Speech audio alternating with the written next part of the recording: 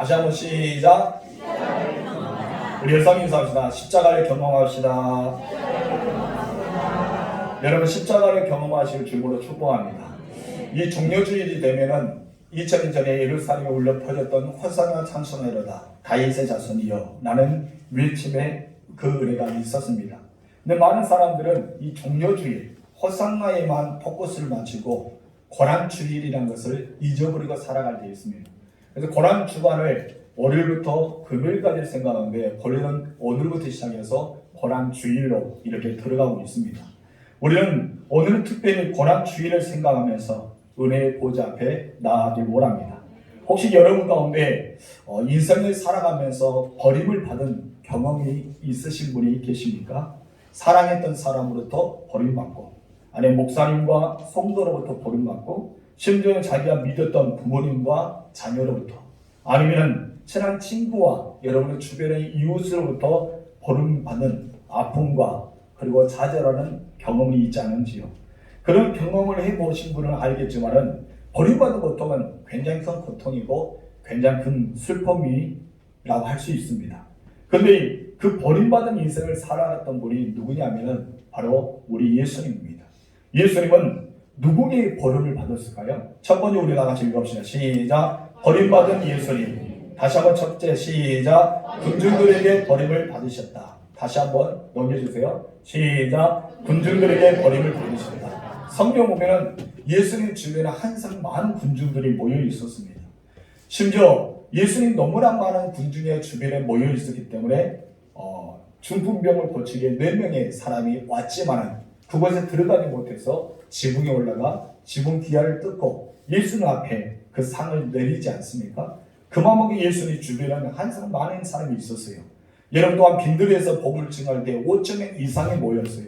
그래서 오병이의 기적일 때 사람들이 떡을 먹고 또한 배부르고 물고기 먹고 배부른 사람이 남자만 장자들만 5,000명이나 기록되어 있습니다. 그러다면 여자아이들과 노인들과 또한 어린아이들까지 포함되면 더 많이 있겠죠. 우리 예배 현장에서 남자가 많습니까? 여자가 많습니까? 여자가 많죠. 그때 당시도 여자들이 많았습니다. 주변에 많은 여인들이 모여들어서 엄청난 많은 사람들이 모여졌을 것입니다. 약 15,000명에서 20,000명 가까이 모이지 않았는가라고 생각합니다. 그런데 그 사람들이 예수님을 억지로 임금을 삼으라 하자 예수는 그 무리에서 떠난 적도 있었습니다. 그리고 예수님이 십자가에 죽기 전에 오늘 현장 바로 종료주일날 이렇게 나귀를 타고 예루살렘에 입성할 때 많은 사람들이 헛산을 외치면서 예수님을 따르고 환호했던 것도 있었습니다.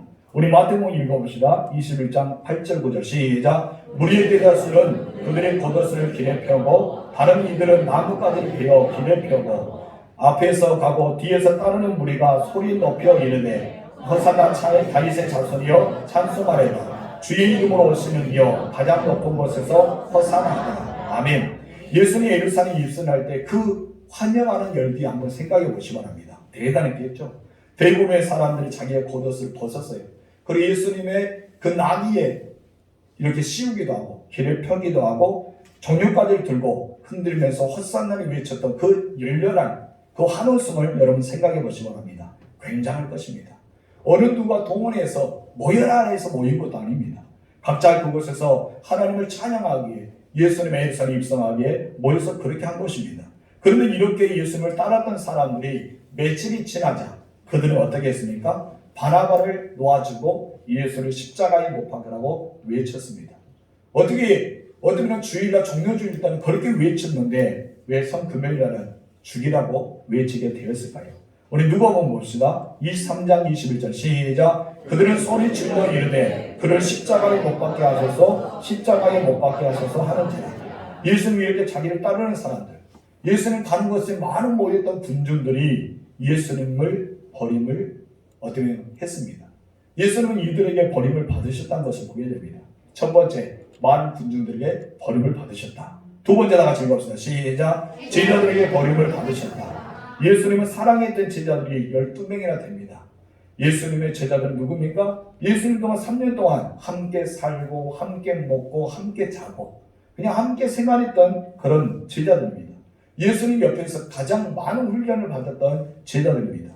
예수님 물 위에 걸어가실 때도 목격했고, 나인성의 가부 죽었던 아들을 살릴 때도 그 현장이 있었고, 죽었던 사이가 돼서 썩은 냄새 났던 나사로를 살릴 때도 그곳에 있었습니다.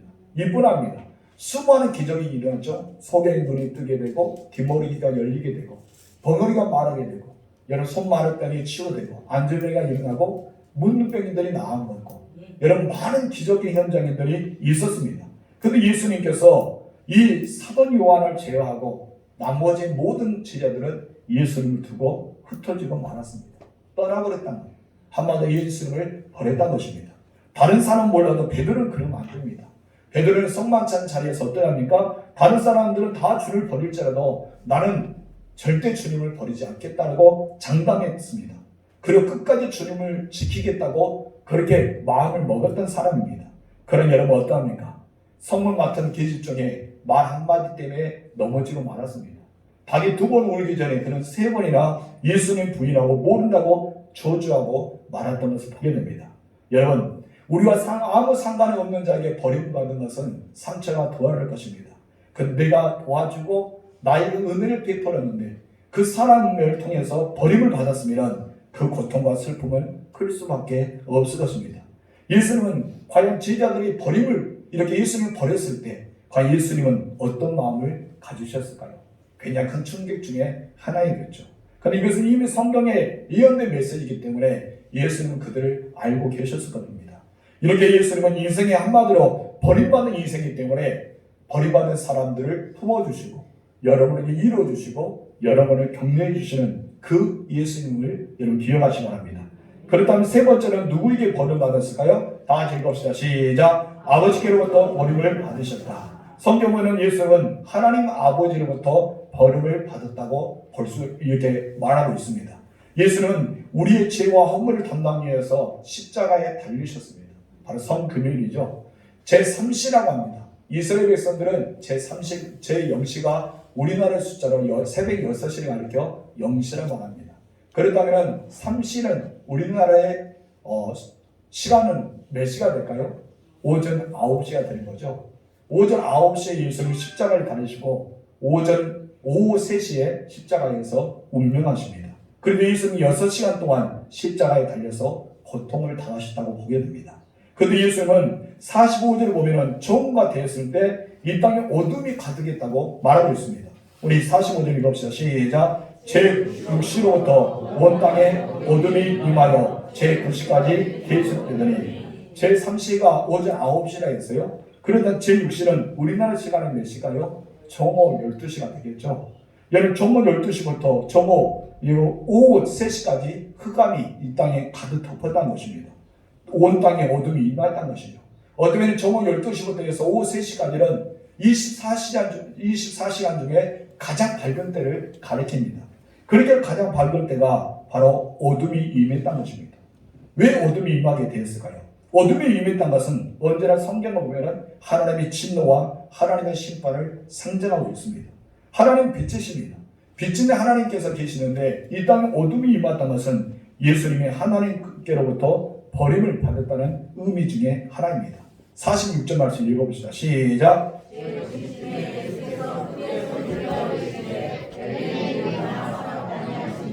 이는 곧 나의 하나님 어찌하여 나를 버리시나이까 하는 뜻입니다. 여기서 보이는 예수님 마침내 큰 소리로 절규하십니다. 왜 나를 버리십니까?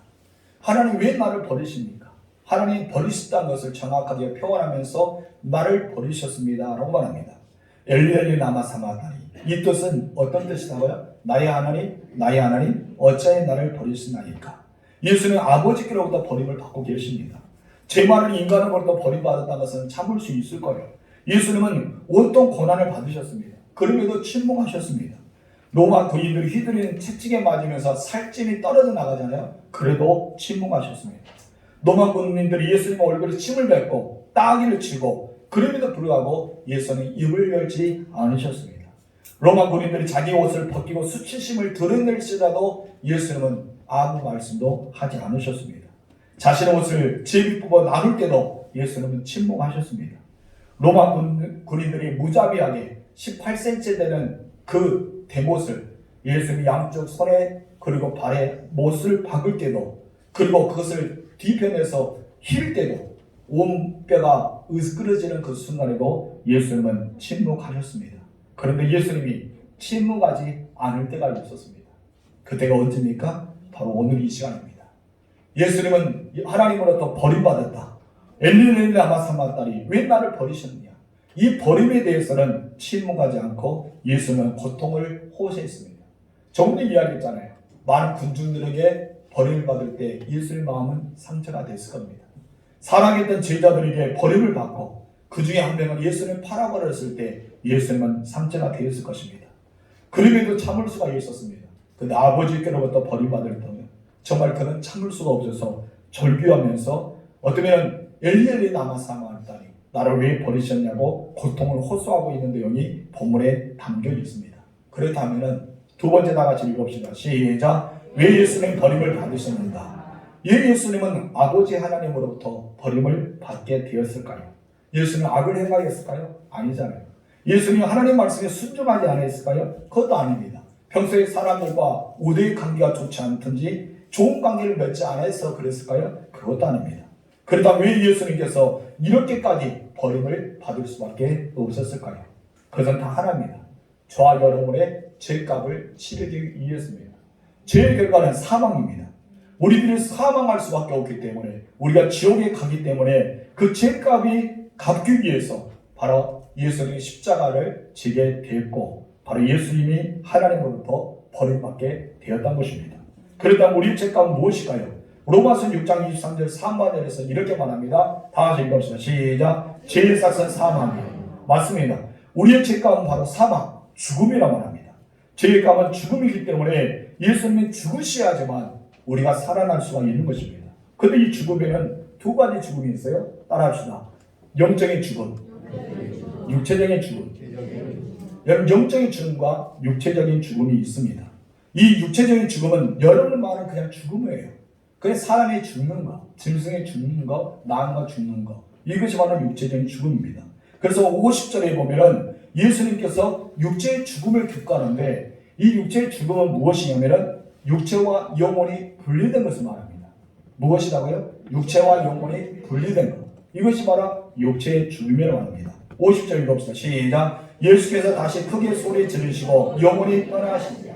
영혼이 떠났다. 누구의 영혼이 떠났다고요? 예수님의 영혼이 떠났다. 어디로부터? 예수님의 육신으로부터 떠났다. 이것을 알고 육체의 죽음이라고 말하고 있습니다. 그런데 영적인 죽음도 있어요.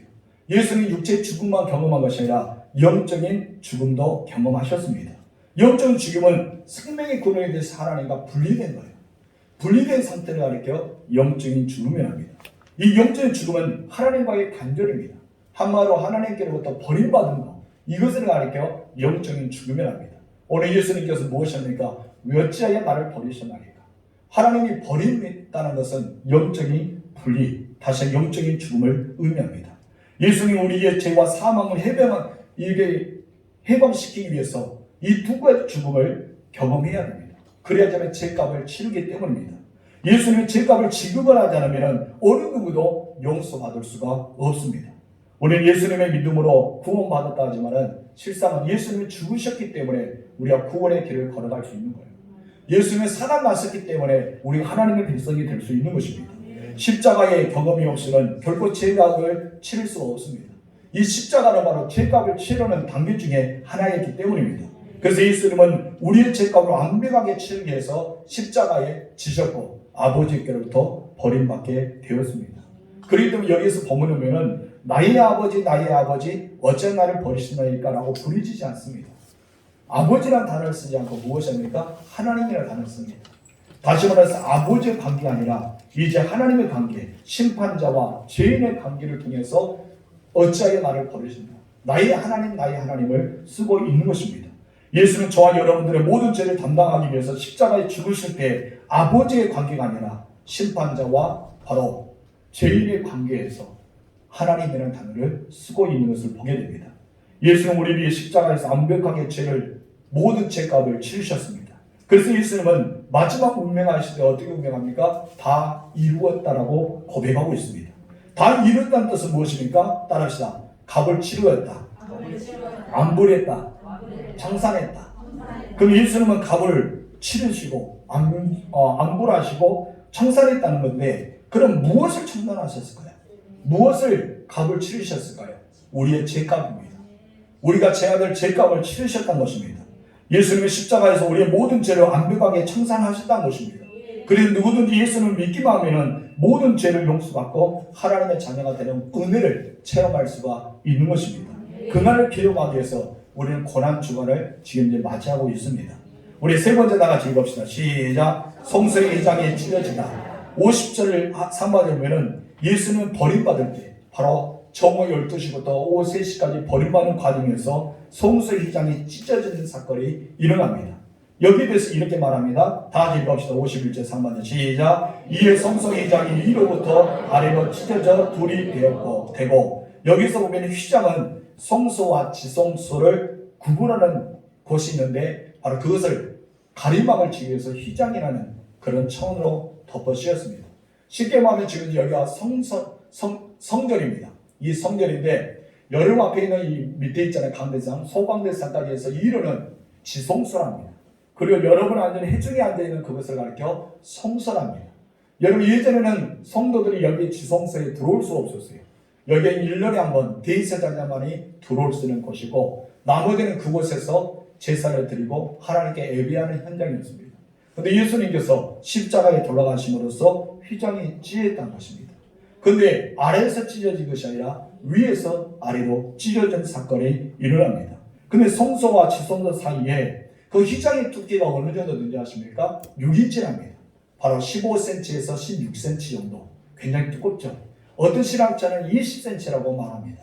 여러분, 15cm에서 20cm 두꺼운 천이 바로 그것이 정교하게, 그냥 이렇게 짠 것이 아니라 아주 정교하게 짰던 것이 위에서부터 아래까지 찢어졌다는 것입니다. 여러분, 휘장이라는 것은 무엇입니까? 지성소에 아무나 들어갈 수 있는 것이 아니라는 것입니다. 지성소는 하나님이 정한 시기에 하나님이 정한 사람만이 들어갈 수 있는 것이 지성소에 있습니다. 그런데 그곳에서 하나님께서는 모두가 볼 수 있도록 찢어 놓으셨다는 것입니다. 누가 길입니까? 예수님의 길입니다. 아버지께 나아가서 고백할 수 있는 사람, 아버지께 나아가서 죄를 용서받을 수 있는 사람들은 바로 휘장을 걷고 나가야 됩니다. 지성소에만 가능하다는 것입니다. 그런데 이 1년에 한 번에 이 지성소에 들어간 대제사장들요, 자기가 정결하지 않고 지성소에 들어가다가 어쩌면 지성의 부정한 피로 제사를 드리다가 그들은 죽음을 당할 때도 있었습니다. 그렇기 때문에 제사장들은, 대제사장은 지성소에 들어가기 위해서 방울을 닫습니다. 뭐를 단다고요? 방울. 왜 방울을 달까요? 땅글랑땅글랑 움직일 때만이 밖에서 사람들이 대제사장이 살아있구나 이것을 알리기 위해서. 지성소를 아무나 들어간 것이 아니죠. 함부로 들어갔다는 그것은 죽음을 면하지 못하기 때문에 들어갈 수 없습니다. 그러고 나서 제사장의 발 뒤에다가 이제 줄을 달아놓습니다. 뭐를 달아놓나? 줄. 왜 줄을 달아놓을까요? 죽었으면 끌어다녀야 되잖아요. 제사장이 그냥 산처럼 나오지 않고 죽어 있으면 무엇인가 이상하기 때문에 줄을 잡아당겨야 돼요. 그곳에 들어갈 수 없기 때문에. 그만큼 휘장은요, 어쩌면 지성소에 아무나 들어갈 수 없도록 만들어놓은 하나님의 철저한 계명 중에 하나였던 것을 보게 됩니다. 그런데 여러분, 그것이 찢어졌습니다. 여러분, 찢어졌단 말이에요. 이 성소는, 다시 말해서 휘장은 무엇을 가리키냐면 죄의 장벽을 가리키고 있습니다. 죄를 범한 자는 누구든지 하나님께 나올 수 없단 말이에요. 그런데 이것이 찢어졌다는 것을 우리에게 말합니다. 여러분, 언제 찢어졌을까요? 바로 하나님 예수님께서 엘리 엘리 라마 사마다니 어째 나를 버리셨나이까 그와 동시에 찢어지게 되었습니다. 그 불의중을 통해서, 버림받는 시간을 통해서 가늘게 꼰 매실, 청색, 자색, 홍색실로 짜고 견고하게 짰던 15cm에서 20cm 되는 휘장이 위에서부터 아래까지 찢어졌다는 것을 말합니다. 왜 이 휘장이 찢어졌을까요? 다른 것이 아니라 하나님과 우리의 관계가 회복되기 위해서 찢어 놓으셨습니다. 그런데 어떻게 찢어졌다고요? 위에서부터 아래로. 잘 기억해야 됩니다. 위에서부터 아래로 찢어졌다는 거예요. 그렇다면 반대로 밑에서부터 위로 찢어졌으면 어떻게 됐을까요? 이런 의미가 있습니다. 우리 함께 읽어봅시다. 인간의 노력과 시작. 인간의 노력과 열심과 선행과 공로로 하나님께 나아갈 수 있는 길이 열렸다는 의미입니다. 여러분, 밑에서 위로 찢어졌다는 것은 인간의 노력으로, 인간의 선행으로, 인간이 착하게 살기 때문에, 인간이 도덕적으로 윤리적으로 살아가기 때문에 인간의 노력과 선행과 공로로 하나님께 나아갈 수 있다는 것은, 다시 말해서 그렇게 살아가면 구원을 얻었다는 의미가 있기 때문에 밑에서 위로 찢어지지 않는다는 거예요. 그렇기 때문에 이것은 잘못된 것이다. 그러다면 옆으로 찢었다? 그냥 이 옆으로 칼 베인 것처럼 찢었다. 그것은 어떤 의미가 있을까요? 다 같이 읽읍시다. 시작. 하나님과 우리, 시작. 하나님과 우리 인간이 상호 협력으로 하나님께 나아가는 길이 열렸다. 무엇이요? 그냥 하나님만이 힘쓴 것이 아니라 인간의 협력으로, 그냥 하나님과 인간이 함께 동시에 동력자가 되어서 함께 힘을 모아서 그것을 찢었다는 것이에요. 다시 말해서 하나님은 위에서 잡고 있고 인간이 옆에 앞에 밑에서 잡고 있어서 동시에 하나 둘 셋 하니까 옆으로 찢어진 상태를 협력의 관계랍니다. 구원은 협력이 아닙니다. 하나님의 선물입니다. 절대히 하나님의 권위 안에서 일어나는 은혜입니다. 그런데 여러분 옆으로 찢어진 것도 아니고 밑에서 위로 찢어진 것이 아니라 어떻게 찢어졌다고요? 위에서 아래로 찢어졌다는 것입니다.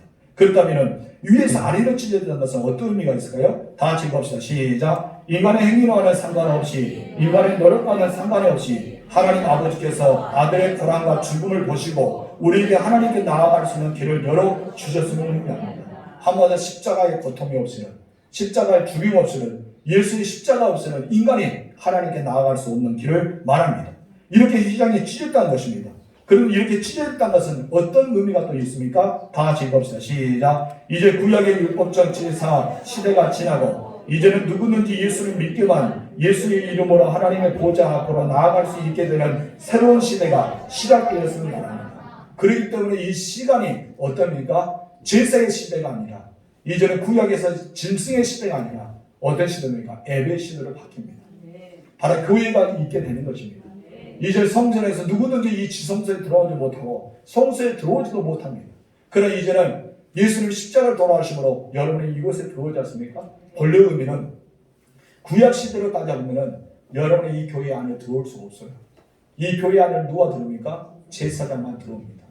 어디를 보면 목회자들, 전도사님들만 들어올 수 있는 것이 이 교회예요. 여러분들 어디 있습니까? 바로 성전 밖에 뜰에 있습니다.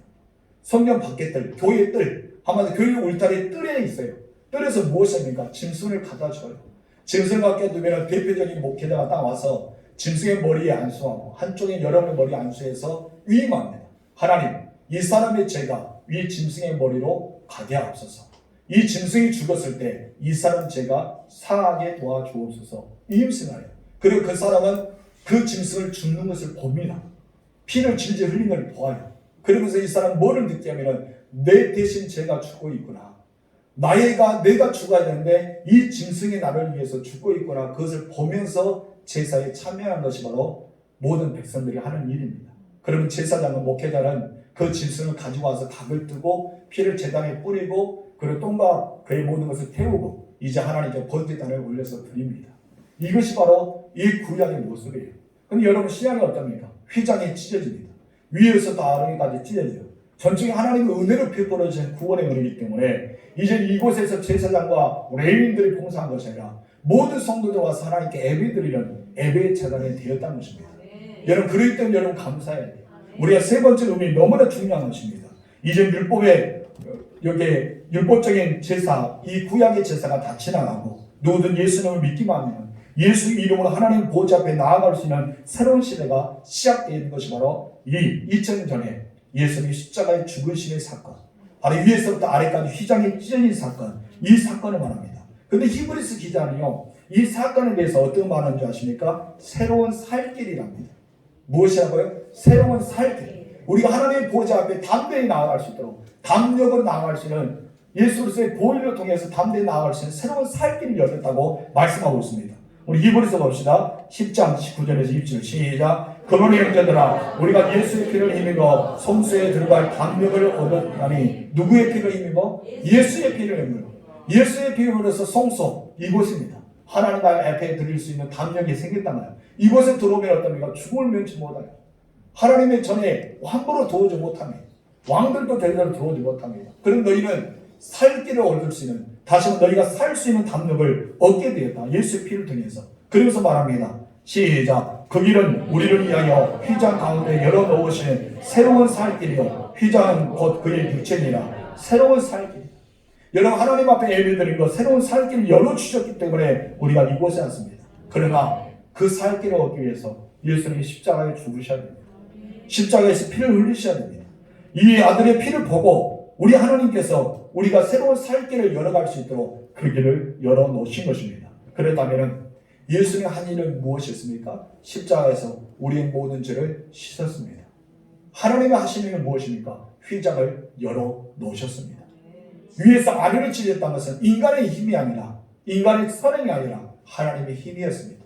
15cm와 16cm는 천 한번 찢어보세요. 저는 이 천들은 못 찢을 것입니다. 견고하게 짠 저는 어떻게 찢을 수 있겠습니까? 한 조각도 못 찢는데 그것이 여러 겹으로 찢는 15cm, 20cm 되는 것을 어떻게 인간이 찢습니까? 여러분, 옛말에 그런 말이 있어요. 성경학자들은 휘장을 찢기 위해서 똑같은 모양으로 휘장을 만들었습니다. 그러나서 이제 양쪽 소를 붙이기 시작합니다. 한 마리씩, 두 마리죠. 두 마리 잡고 찢으려 했습니다. 못 찢었습니다. 이제는 두 마리씩 했습니다. 네 마리 되잖아요. 찢으려 했습니다. 못 찢었습니다. 세 마리, 네 마리, 다섯 마리 질 때 약간 벌어지기 시작했습니다. 황소의 10마리가 힘을 가했을 때도 찢어지지 않았던 그 휘장, 얼마나 견고한, 그만큼 그 휘장은 튼튼했다는 것입니다. 그런데 여러분, 예수님이 십자가에서 다 이루었다. 왜 나를 버리셨나요? 그 가운데 위로부터 아래까지 찢어졌다는 것은 인간의 힘이 아니라, 위적인 힘이 아니라 바로 하나님의 힘이었다는 것입니다. 하나님께서 여러분에게 살 길을 열어주셨던 거예요. 여러분 지금 현재 하나님 은혜 가운데 새로운 길, 이 새로운 살 길을 향해 하나님 앞에 나아가는 것입니다. 이것을 가리켜 예수를 믿는 자마다 구원을 받는 것입니다. 여러분, 구원의 문천이 임하였다는 사실을 기억하시기 바랍니다. 그래서 우리가 해야 될 것은 네 번째, 다 같이 읽읍시다. 시작. 십자가를 경험해야. 여러분, 우리는 십자가를 경험해야 돼요. 십자가 없이는 구원이 없습니다. 십자가 없이는 제사함도 없습니다. 우리는 십자가를 경험해야 돼요. 하나님의 자녀 우리들은 이 땅에 살아가는 동안 십자가를 경험하며 살아가야 됩니다. 날마다 우리는 주님의 십자가를 바라봐야 돼요. 사도 바울은 무엇입니까? 나는 십자가 외에는 결코 자랑하지 않겠다. 십자가만을 자랑하겠다 고백했습니다.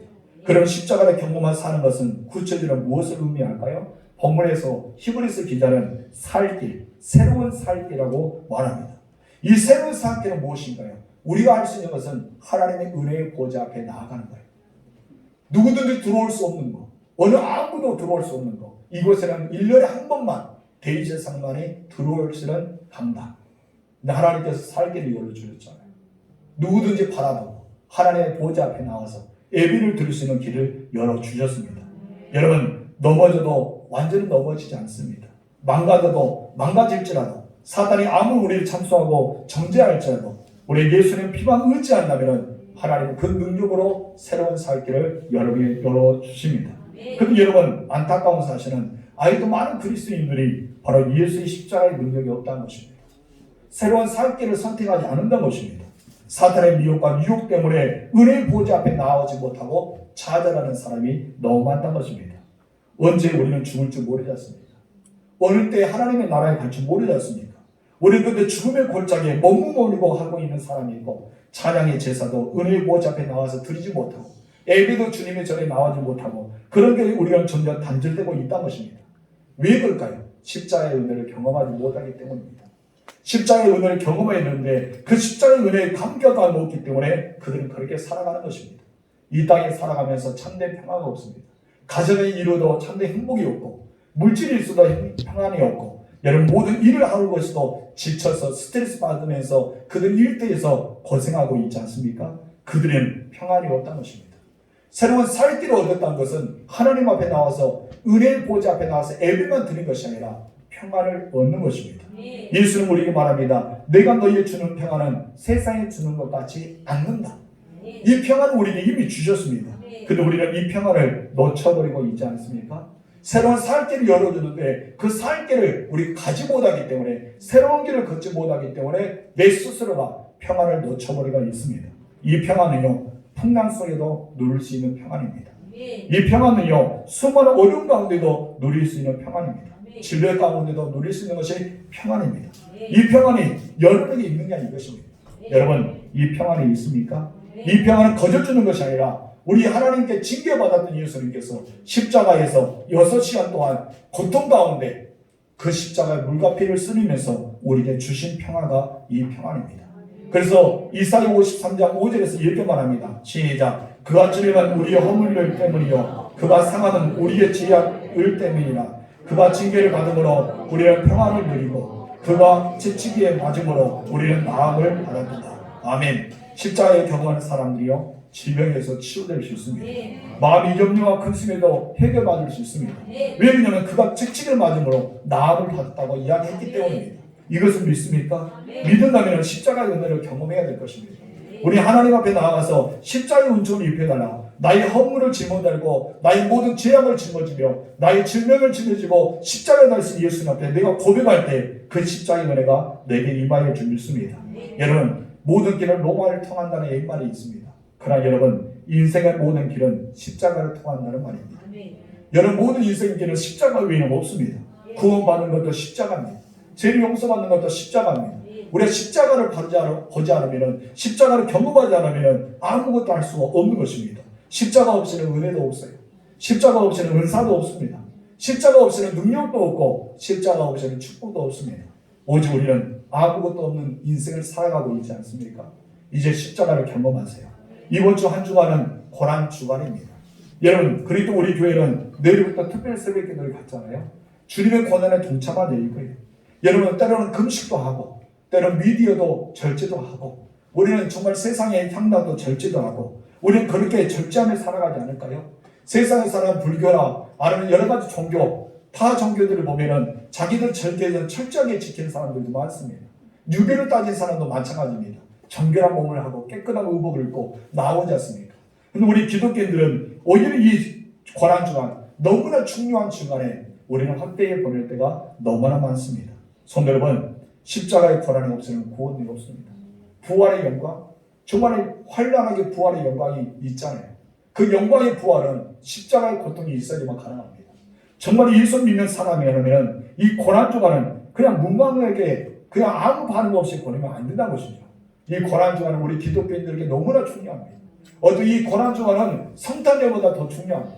이 부활절보다 더 중요한 것이 고난 주간입니다. 그렇기 때문에 이 고난 주간은 나의 죄를 대신해서 십자가를 돌아가신 예수님을 깊이 묵상해야 돼요. 우리 이 고난 주간은 어떤 일에서 내 목숨과 바꿀 수 없는 주간이 되어야 할 줄 믿습니다. 예수님께서 엘리 엘리 라마 사마다니 어째 나를 버리셨는가? 절규하면서 우리에게 모든 구원의 길을 열어주셨고 우리의 죄 용서함의 길을 열어주셨고 우리가 하나님의 자녀의 길을 열어주셨던 것이 그 이야기 아닙니까? 그런데 여러분 그 십자가에서 주변에 구경하는 사람이 있었습니다. 십자가 밑에 있는 사람들 가운데도 반응을 보이는데 이런 반응을 보이는 거예요. 49절 말씀 시작. 그 남은 사람들이 이르되 가만두라. 엘리야가 와서 그를 구원하라 거절하라. 그들의 반응이 무엇입니까? 가만두라는 거예요. 여러분 세상의 모든 사람들도 그래요. 그래 부활절 고난주간 그냥 가만두어라. 예수 믿는 사람들도 고난주간을 가만두라 하는 사람도 있을 것입니다. 여러분 반응 그렇습니까? 이 고난주간 여러분 그냥 가만둘 것입니까? 이 고난주간 아무 의미 없이 보낼 것입니까? 아니겠습니까? 나를 위해 십자가를 지신 예수님, 나를 구원하기 위해서 십자가에서 갈기갈기 찢으신 예수님, 날마다 그런 모든 고통을 다하신 예수님을 생각한다면 우리는 고난주간 그냥 가만히 있지 않을 것입니다. 여러분 십자가를 묵상하십시오. 그때로는 금식하십시오. 자기를 쳐서 예수님 앞에 내려놓으십시오. 그래서 예수님 앞에 더 부딪히고 나아가시기 바랍니다. 근데 여러분 다행히도 로마의 군민 중에 하나가 여러분 그 중에 한 명이 예수님의 아픔을 공감하는 사람이 있었습니다. 우리 48절 읽읍시다. 시작. 그 중에 한 사람이 곧 달려가서 해면을 가져다가 신포도에 젖이어 갈대 깨어 마시게 하였거늘. 이런 예수는 너무나 고통스러워서 내가 목마르다라고 말할 때 한 군인이 해면에 이렇게 신포도를 젖이어서 예수는 마시겠습니다. 근데 예수는 마시지 않았다는 것입니다. 왜 마시지 않았을까요? 이 신포도들은 고통을 좀 덜어주는 마취제가 포함되어 있답니다. 그래서 예수님이 이것을 마치지 않은 거예요. 한마디로 내가 너희의 고통을, 너희의 죄악을, 너희의 모든 담당해야 할 것을 내가 친히 감당하겠다는 뜻을 가지고 예수는 마시지 않았습니다. 그런데 여러분 공감했다 해서 십자가를 경험할까요? 예수 믿는 사람들 십자가 이 고난주간을 중요시 여긴다고 고개를 끄덕끄덕하는 세상 사람들이 십자가를 경험하고 있을까요? 아니는 것입니다. 여러분 심포도들을 입에 적시기 위해서 나아갔던 군인도 예수님을 공감했지만 십자가의 능력을 경험하지 못했습니다. 얼마나 아플까? 얼마나 목마르을까? 그냥 동정하는 것이 아닙니다. 우리는 십자가를 경험하는 사람이 되어야 할 줄 믿습니다. 여러분 동참하여서 십자가가 여러분의 십자가 되길 주님으로 축원합니다. 그래서 우리가 예수를 보실 때 가장 경건한 고난주간으로 보내서 여러분이 하나님 앞에 부활의 영광에 더 그 은혜를 체험하는 그 한 주간이 되기를 주님으로 축원합니다. 기도하겠습니다. 하나님 아버지 감사합니다. 십자가가 없이는 부활도